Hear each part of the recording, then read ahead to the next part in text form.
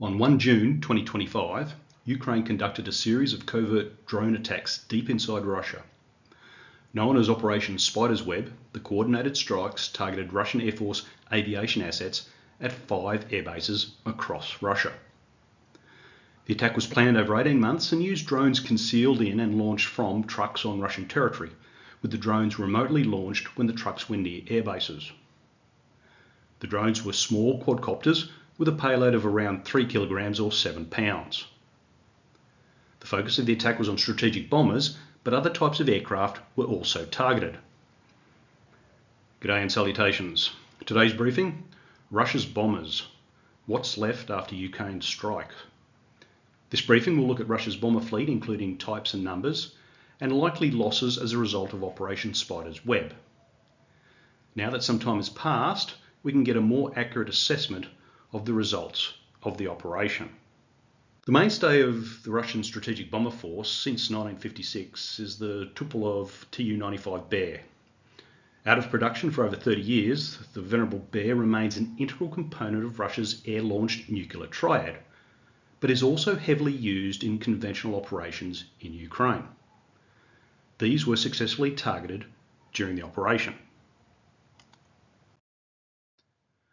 The priority platform for the air component of Russia's nuclear triad is the Tupolev Tu-160 Blackjack, which entered service in 1987.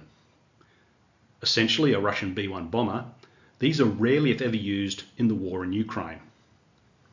These were either not targeted or this part of the operation failed. Not part of the strategic bomber force, but capable of delivering nuclear weapons, is the Tupolev Tu-22M Backfire.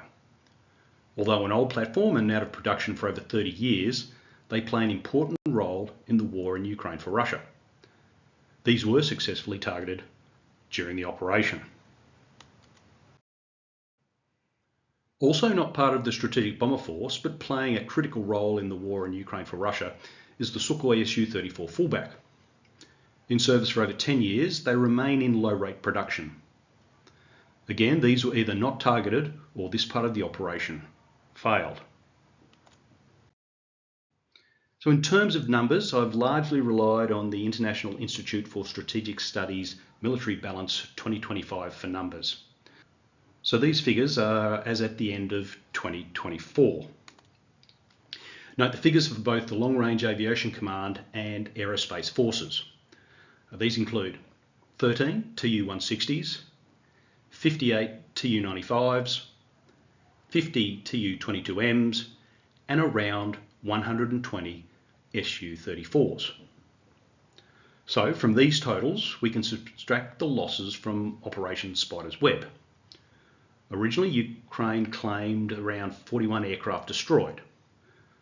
More recent assessments give the losses as more likely to be 8 Tu-95s and 4 Tu-22Ms. Other aircraft were also targeted, with 1 Antonov An-12 Cub transport aircraft destroyed and 2 Beriev A-50 mainstay airborne early warning and control aircraft at least damaged. However, these aircraft were not operational, having no engines and being in a dilapidated condition. Now, you should check a variety of sources to confirm the losses. There are a couple of YouTube channels that present balanced assessment of Russian aircraft losses, including Willy OAM. In summary, Operation Spider's Web delivered 2 results for Ukraine. One, it resulted in some impact to Russia's long-range air-delivered strike capability for conventional operations in Ukraine, in particular the loss of the Tu-95s. And 2, it delivered a significant shaping and influencing effect by showing that critical Russian military capability could be struck in very distant areas from Ukraine. It did not, however, result in a significant impact to Russia's air-delivered nuclear deterrent capability. It's important to note that the Tu-95s were intentionally displayed as they were in accordance with the SALT II Treaty, whereby strategic bombers had to be observable for verification. That concludes today's briefing. Thank you for watching. Please subscribe, like and share, and don't forget to click the notification button so you don't miss the next briefing. You never know what it will be about. Happy to take suggestions for briefings from members. Until next time, far later, Sarah.